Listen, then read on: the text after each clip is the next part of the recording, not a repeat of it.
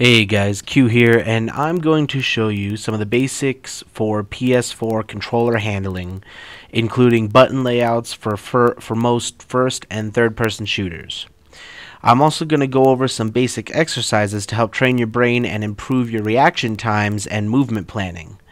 Lastly, I will go over some advanced techniques depending on your types of gameplay and dexterity that can really give you that edge when playing online or in a campaign mode.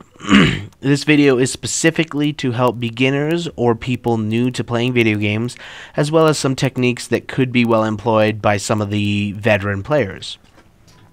These techniques are simply the things and ways that I have learned to help me get through different parts of games.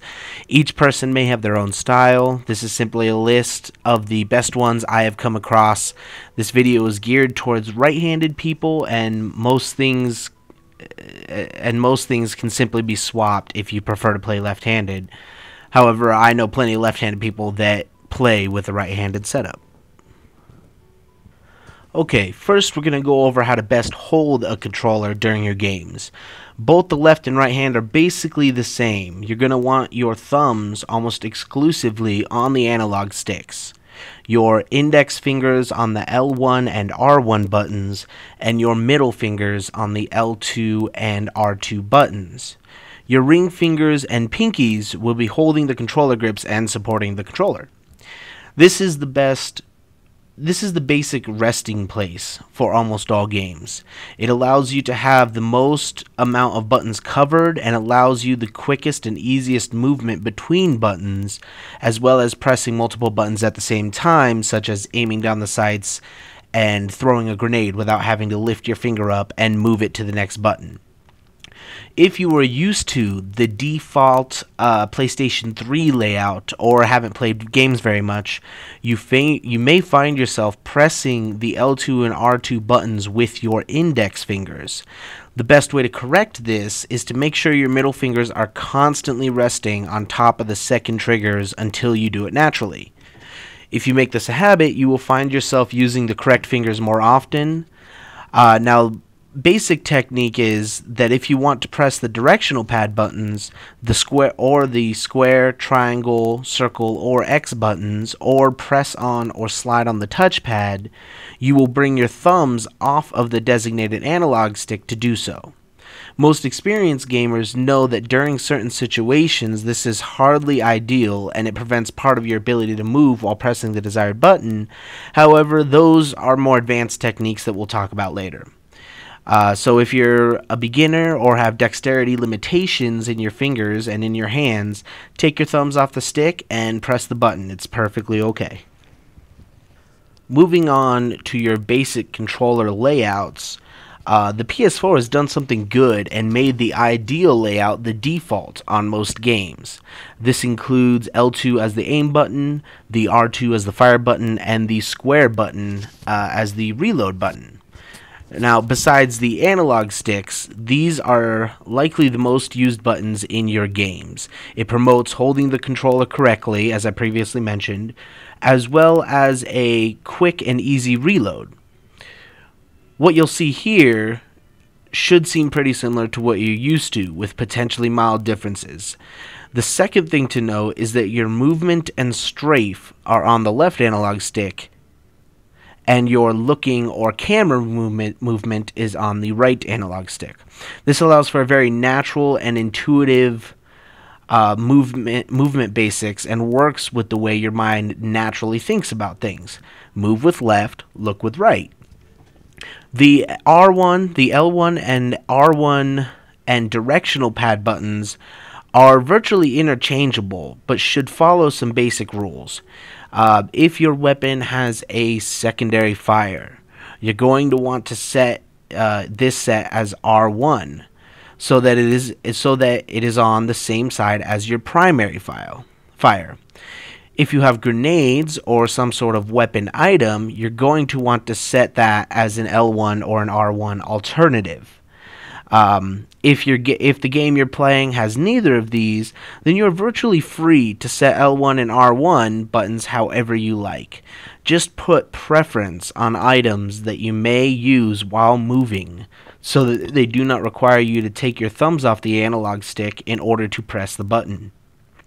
Secondly, the directional pad is usually exclusive to switching items that don't have a quick change button, such as bringing out a flashlight or scrolling through your arsenal of weapons, or even entering a view mode, as some third-person games allow you to look through a first-person view from time to time. Lastly, your triangle, circle, and X buttons are almost always game-specific. They're probably the hardest buttons to press with the left, along with the left and down directional buttons. Generally speaking, you can assume that the X button is used to progress, move forward, or move up, whereas the circle button is used to back up, go down, or exit. As you can see here in Alien Isolation, triangle is to toggle the flashlight, circle is to open the radial menu, and X is to interact or pick up an item. This may be different depending on the games you're playing. However, if there is a jump function, I suggest putting it as the X button, as that tends to be standard in most games that allow you to jump. The X button can also can pretty easily be pressed quickly without fully taking your thumb off the analog stick. Lastly is the L3 and R3 buttons. These buttons are pressed by pressing into the controller on the analog sticks. These are extremely convenient to be used if you need sudden movement change. In most games with a run or sprint specific button, you're going to want to set this as your L3. This will make it not only easy to use the sprint function if you're running from an enemy, but comes naturally since the left analog stick is used for movement. The L3 button naturally implies moving faster. Less important but still relevant is the crouch function. If your game has a crouch or lay down function, it is likely you will be using these movements, using this during movements as well. Setting the crouch button as R3 again allows you to keep your fingers on the analog stick and not have to remove them to crouch or lay down. Some games do not give you a choice on this, unfortunately, which is why employing the advanced techniques I will discuss later may become an immense help. As an alternate example, here is a controller layout for Uncharted 2 specifically. As you can see, there's a little different. There is no run or sprint designated button, and the melee combat the melee combat it uses is more button mashing based. In such case, it makes a lot more sense to have the melee buttons set as square or triangle, as they are much easier to hit quickly multiple times as opposed to one of the trigger buttons. The reload here is also R1 is also R1, which is the second best place for it, as it's next to the fire button. However, since the melee system requires use of the square button, R1 is the logical place to put it otherwise. Not every game is going to be the same, but if you have an idea of the best layout you would like, most games have some sort of way to make that happen, either in pre-designated settings or assigning your own buttons. Now, here are some examples of this layout in play, and why they benefit you in most types of FPS or third-person games. Say you're playing a survival game, one where it is important to sneak up or not be noticed by enemies, you're going to want the crouch button ready at all times. Now, say you're walking down a hallway, turn the corner, and see an enemy. You're in a survival horror game. You want to make sure that enemies are not seeing you. Best chance for an enemy not to see you. So say you're walking down a hallway in Alien Isolation. You look around this corner, bam, Android. I crouch and I back away really quickly. Now, as you can see, I can hit that crouch button without impeding my movements. I immediately start backing up and crouching at the same time. Which is a great way to use this. Now, which is why you want your crouch as R3. Secondly, regarding the sprint button, say an enemy does notice you. Say you look around the corner, you're crouched, walk away. Okay, let's glance back. Let's glance. Oh crap, he saw me. Run away. I can keep my movement fluid. I can keep it going. Click that L3, and all of a sudden I'm running. So say I'm running from an enemy. I'm looking around here. Like, okay, did I lose him? Okay, looks like I lost him. What about here? Oh crap, Android. I can immediately turn around and run with that L3. So the crouch and run buttons, or sprint buttons, are very intuitive, very easy to press without impeding or without having to take your thumb off of the analog stick. Alright, so here I'm going to give you an example, a technique of a way you can practice your movements. Your movement is on the left, your camera is on the right. You need to make sure that those can coincide, and you can use both of them in a way that is ideal to the situation you're in. So what we're going to do up here, we're going to imagine, you can do this with a tree or a single point is what you want to do. I'm going to imagine there's an enemy right there, right on top of the thing there. Now, so I'm going to be over there, and I'm going to want to go behind that pillar. So that's my plan. There's an enemy here. I'm going to want to go behind that pillar. So I'm going to go down there and say there's an enemy there, and I need to get behind cover. I'm aiming at him and shooting. Now, what I'm doing is I'm strafing right, but keeping my reticle on him by using my right stick up and down, left and right. Now I'm backing up while still keeping my reticle on there. So it's using the sticks at the same time, using that left stick to move and that right stick to look or point at a location that is not in the direction you're moving. So say I kill him, and so now I want to clear this building. I'm gonna want to, let's say I want to move counterclockwise around this statue here. So basically I'm going to do the same thing. I'm going to point where the enemies might be and slowly expose the enemies by strafing and compensating with my reticle to make sure that my reticle is right at the corner, where the enemy might pop up, because I'm moving around to expose a potential enemy. So we're going to do that again. Now what happens when you come across a further obstacle? So I'm looking around this corner, I see that other corner. So what I want to do is I want to clear the inside corner first, regroup, and then clear that outside corner. You want to clear the close corners first, and then clear the further corners. The only exception to this is if maybe it's just a corner as opposed to a long hallway. Maybe the first one is a long hallway. You want to clear the hallway and then move on to the next corner, then go back to the hallway. This goes with stairs as well, and this is a good thing to practice when you're clearing stairs. You're going to have to move your reticle, your right stick, a lot faster than the way you're moving so that you can compensate at a good speed. So say I'm moving up these stairs. I already checked that far one. There's no enemy there. So I got to check this stairwell next to me. I got to move very slowly while moving my right stick very fast to compensate, because it's such a steep grade, such a tight corner. No one there, so I switch shoulders, do the same thing. Cornering, cornering. Beautiful. No enemy there. Switch shoulders again and straight up cornering. So that's what you're gonna want to practice those techniques. You can do it around a tree, around pointing at a single point while you're moving across multiple levels of terrain. Alright, now we're going to move on to the advanced techniques I told you about. These are techniques for using the controller during gameplay, not the gameplay itself. If there's demand, then I may create a general technique video. However, I tend to explain my strategies as I use them, and sometimes create a hints, tips, and tricks video for games that require them. I have one for, at least one for just about every game I have a walkthrough, a strategy guide for. But back to it. Now, you hear me mentioning earlier that with all the trigger buttons covered as well as the analog sticks, this can make other buttons harder to press, such as the up on the D-pad or the triangle or circle buttons.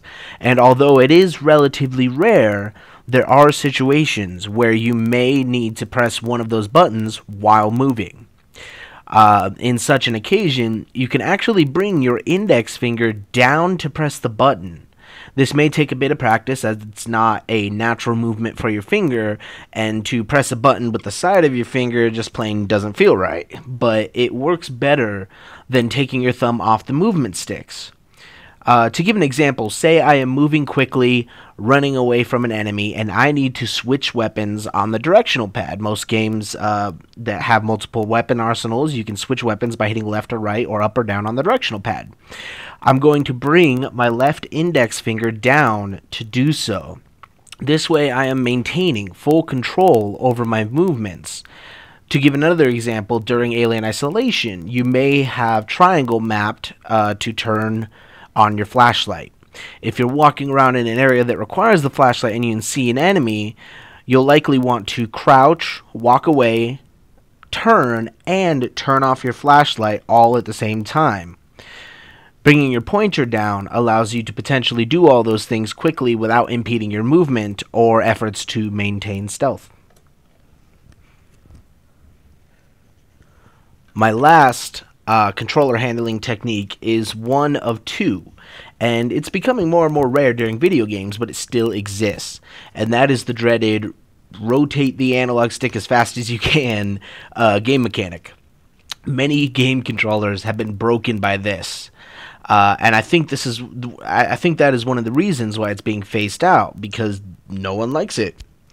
But if you do come across this, I can show you likely the most effective way to do this.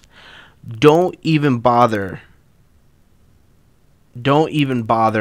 trying to do it with your thumb. It will slip off, and the rotation function of your thumb is very limited anyway, as far as how fast you can go. What you want to use is your arm muscles, your forearm, particularly your forearm muscles.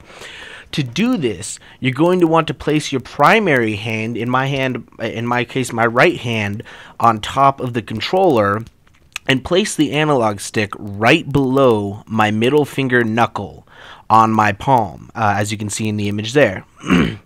Make sure your grip on the other hand, on the other side of the controller, on your other hand, you grip the controller with all four of your fingers. And of course your thumb. In a lot of games, I actually prefer to put my hand on and rotate both sticks at the same time. As you can see how I would do that here. Instead of placing them below instead, I would place the analog sticks below my index and pinky knuckles as opposed to my middle finger. This allows me more control and ability to rotate the sticks faster and more evenly, and to help prevent breakage. In addition, it allows me to use both my handle. This technique in the single stick or both allows you to use both the handle, the handle and your hand to control the rotating motion, both using your primary hand to turn it and your secondary hand to move the controller in an opposite rotating direction. Alright, the second half of this, which is very similar, is the button mashing. A lot of games have some form of button mashing requirements, usually to open a door quickly or turn a lever. Sometimes if an enemy grabs you, you have to button mash to break that, to break their grip, to break that grab. Although some games, as long as you press the button at least once a second or so, it will always go the same speed, such as The Evil Within. On other games, the faster the better. To do this, you're going to grip the left handle with all of your fingers, place your right thumb over the desired button, and put your right fingers below the handle but not gripping it, just really close. Best way to do this, it's kind of like a claw. You're trying to make a claw with your hands, and you're going to want to tense up your fingers and your hand to give them a rigidity, a kind of a bounce to them. What you're going to do is use the twitch response in your forearm to press the button. Essentially, your hand is going to stay in the same position, but vibrate as fast as you can. Pressing your thumb into the button, bouncing off your fingers, and then back into the button. It also allows you to move both your hand and the controller to try and open and close that gap between your thumb and the button as quickly as possible. And that, guys, is my controller basics and advanced techniques video for the PS4. Again, this was geared toward the newbie type player. This specific video is dedicated to my grandma, who recently started playing video games and kept asking for help, and I freaking love helping her. I think it's awesome. I found it hard to explain things in messages, so sometimes kind of needed to show her an image or a video, so I opted to make a video for this. I hope you guys enjoyed it, and if you have any other questions or mechanics you need help on, feel free to leave a comment. And I'll make sure to get back to you. So I'm not popular enough to miss any comments, so leave a comment, I'll get back to you. But until next time, may your day compare to winning the lottery, may your night compare to a Moonlight Sonata, and may your dreams compare with an X-rated movie. I'll see you next time.